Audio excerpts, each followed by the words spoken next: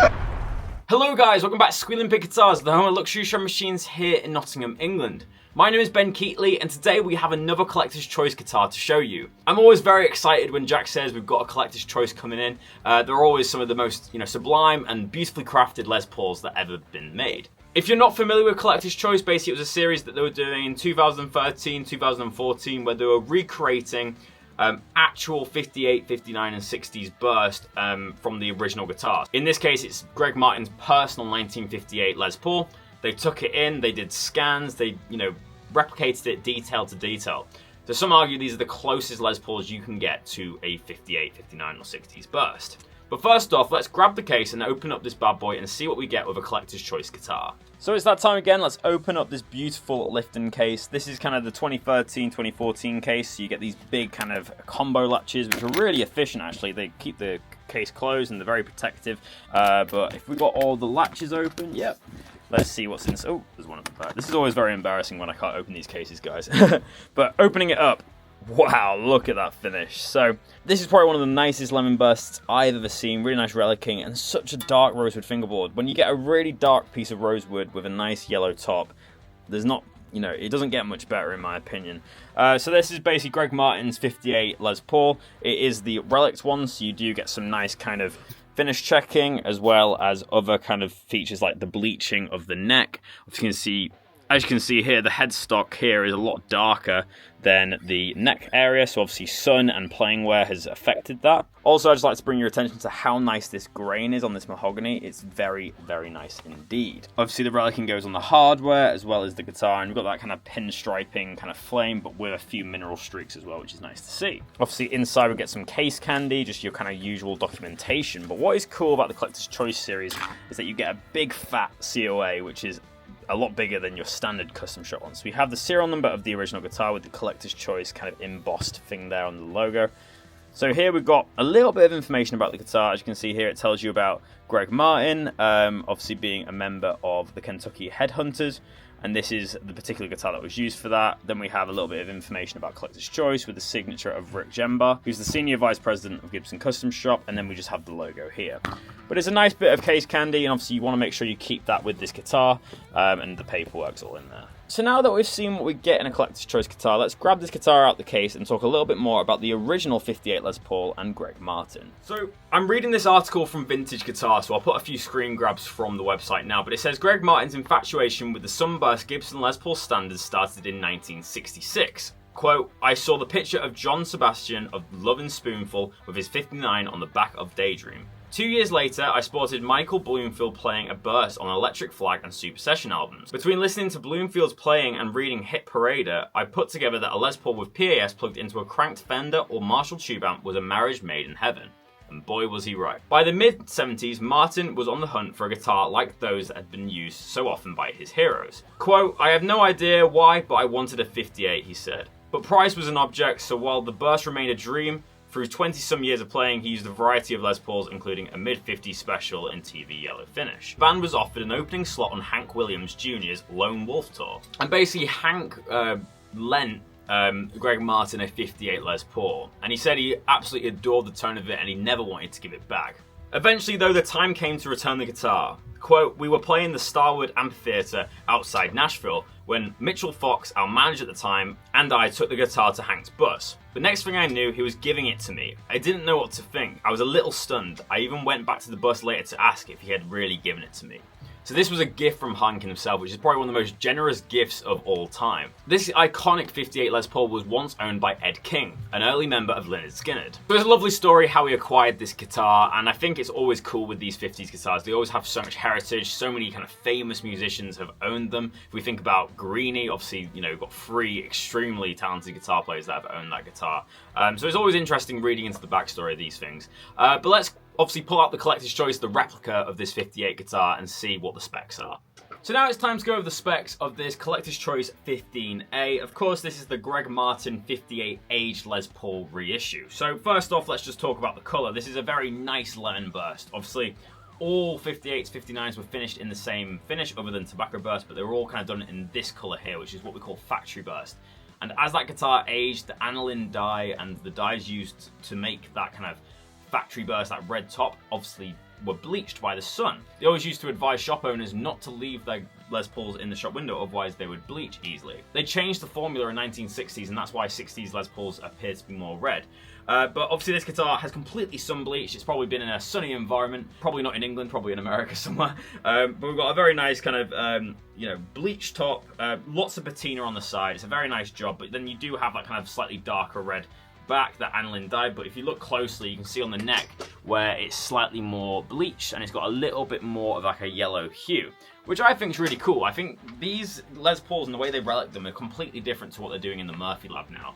This is obviously an exact recreation of Greg Martin's actual 58 Les Paul. So it's going to have some different quirks to it. The relicing's going to be slightly different. Obviously we've got a little bit of buckle rush at the back here. But it's a Les Paul at the end of the day, so we already know what the specs are going to be. We have a one-piece lightweight mahogany body. This one has some really nice figuring in. It's got a really nice ribbon mahogany look. We then have a 2-piece flamed maple top. Of course, a misconception is that all 58 Les Pauls are plain tops, but that's not the case. They would just use maple that they source. So some examples are going to be plain, some of them are going to have slight figuring in. Yes, they're not as figured as like 59 tops or 60s tops, but this one has a really nice kind of vintage Les Paul look. You've got some nice cross grain here, some nice streaking, and then you have that tiger stripe going through the wood. So it really is like a 3D top. As you change it in the light, you get different kind of flame levels. So going from almost like a flamey guitar to like a plain top and some mineral streaking.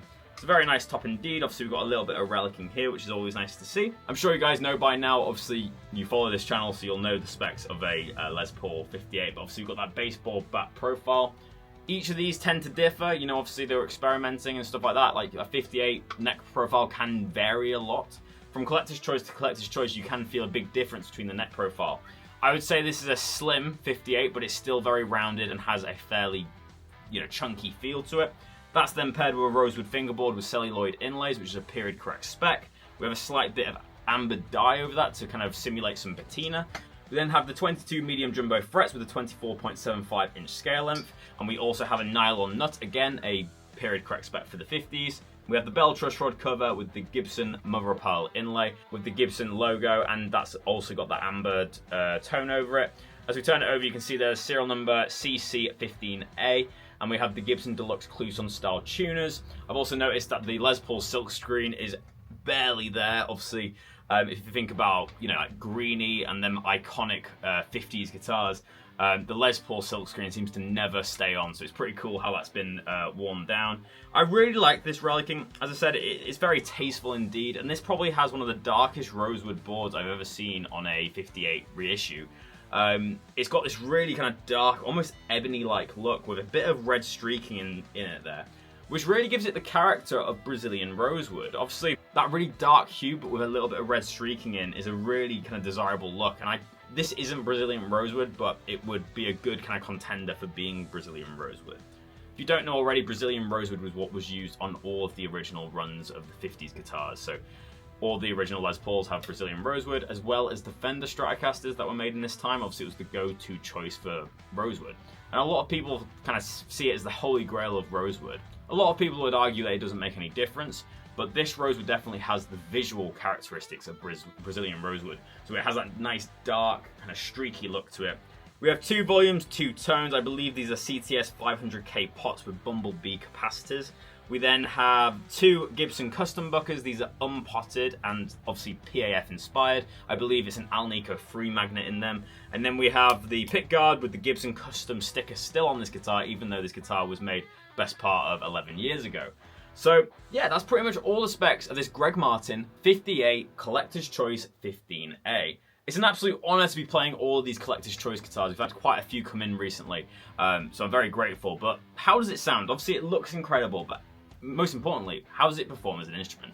Let's go to the tone demo and find out. Welcome to the tone demonstration. For today's Collector's Choice episode, I'm plugged straight into my Kemper profiler as per usual.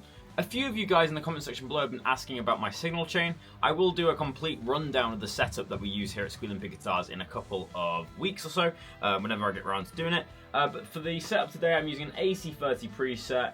I'm obsessed with tremolo effects at the moment, so I've been playing with a lot of kind of deep tremolos. I think it has a really cool kind of rotary sound to it. I'm just enjoying kind of the difference in tone. So I'll start with that tone and then I'll turn the tremolo off after so we can hear the proper tones of this guitar. But this is what I was playing in the intro. It was kind of like a B minor type riff. I was playing through B minor, A major, and G. Really nice progression. I am planning to do some lesson videos in the future, so if you guys let me know in the comment section below what you'd like to see in lesson videos here at Squealing Pig Guitars, that'll be great. But without further ado, let's hear that bridge pickup and see what this Collector's Choice is made.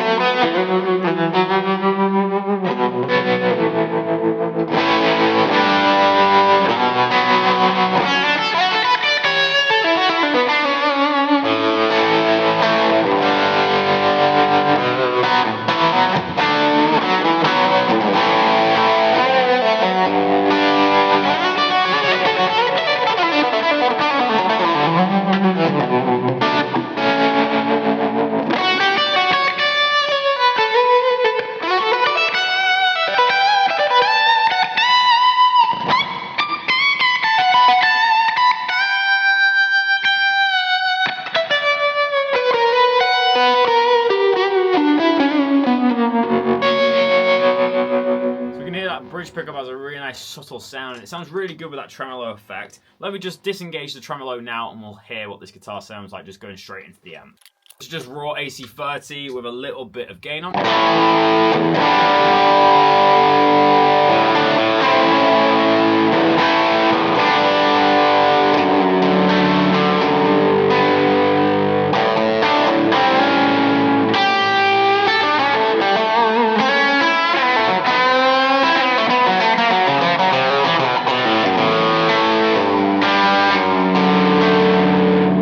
Classic path tone, really nice 50 sounding guitar. Let's dig in a little bit harder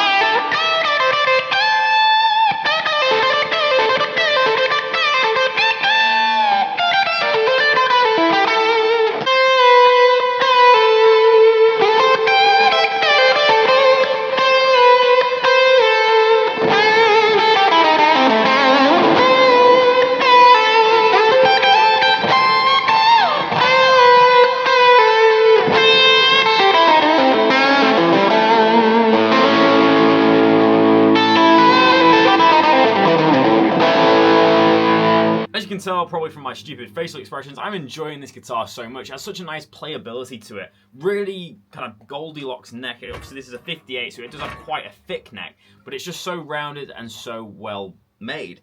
The pickups sound incredible, as all kind of custom buckers do. Obviously, these are the PAF clones. It looks incredible, sounds amazing. I like how it still has lacquer on the back of the neck as well, so it's a relic guitar, but it's not all sanded off.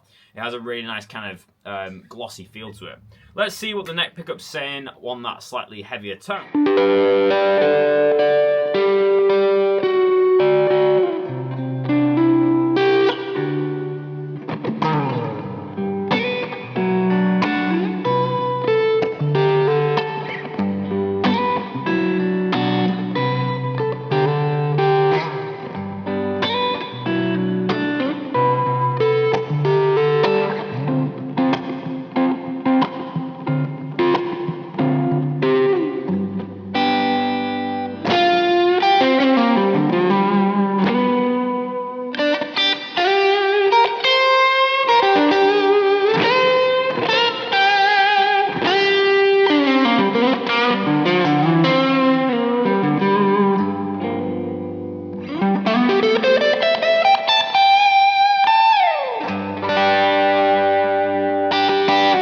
If I really clean up that tone, you can hear just the beauty of this neck pickup.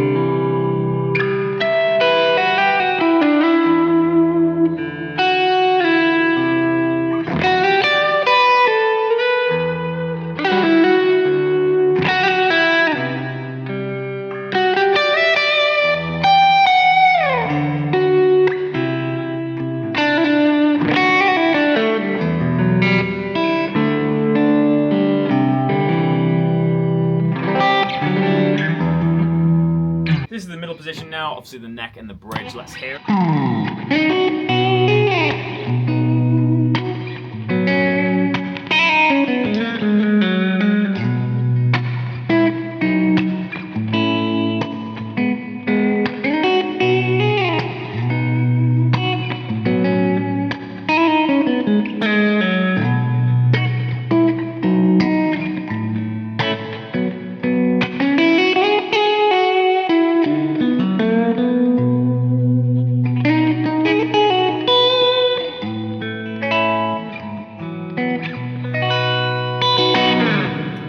Purest and amazing sounding Les Pauls I've ever heard. Really nice indeed. Let's finally hear that bridge pickup a little bit cleaner as well and see how it sounds.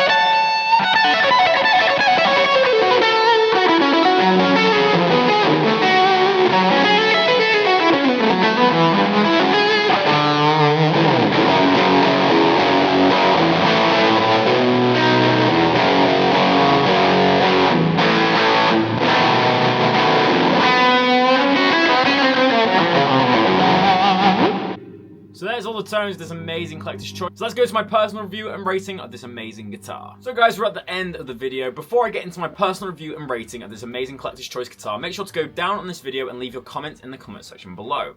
Also, make sure to leave a like rating on this video. It really helps increase engagement on these videos, which means bigger and better guitars for you guys. Also, if you're new to this account, make sure to hit subscribe. It's free and it means that you're updated every single time we make an upload. We upload daily, Monday to Friday, guitar reviews of the best guitar equipment in the industry. So make sure to subscribe so you don't miss out. We've also got some exciting trips planned this year. A lot of videos outside of the studio, which we're very excited to do and obviously announce to you shortly. But yeah, make sure to be subscribed so you don't miss out on any of that. So this is Collector's Choice 15A. What am I thinking about it? Let's talk about the aesthetics first. For me, this is a beautiful looking Les Paul, as you guys would probably agree. It's got a very nice burst on it. It's not really like a burst in a sense. What I mean is that we don't have like one color going into the other. It's a pretty much just like a lemon, you know, all the way across. It's obviously faded a lot, the original. So we have this very kind of yellow burst. I like the cross grain in this. You do have the tiger striping, obviously like this. But in different lightings, you can see like almost like a cross grain pattern. And for a 58, it's highly figured. It just goes to show that not all 58s are plain tops. A lot of them actually did have a lot of figuring in them as well. One of my favourite things about this guitar is the relicking. It's a very nicely kind of subtle relic. It's not, you know, really clear in your face. You've got some really nice ribbon mahogany here. But my favourite bit's the neck. The neck shape is perfect. Really big baseball back neck, but with a lot of roundedness. And we also have a really nice feeling lacquer. I can't really describe it. It doesn't feel like a new lacquer, but it also doesn't feel like a relic lacquer. It has a very nice kind of glossy feel, but it's not sticky at all. So whatever they used on these guitars, it's very well made and it just feels very nice to play in general. Obviously, fretboard edges are sublime. The nut was cut really well as well, as you'd expect for a custom shop instrument. Obviously, these collector's choices are very expensive. I think we've got this one listed for about £9,000. Obviously, they are collectibles. They are rare guitars that you would want to sit on and have in your collection if you're a big collector, obviously, hence the name. But I think it's also important to note how good these are as instruments. These are some of the best Les Pauls you can buy. Yes, they don't feel like the Murphy Lab stuff. The Murphy Lab has a different feel to it, and they sound slightly different to my ear. I've played quite a few of them now. The collector's choices are their own thing. They just feel different, and I can't really explain to you. You'd have to pick one up yourself and compare it with a Murphy Lab so you know what I was on about. That's not to say one's better than the other. I just think that these do play really nicely.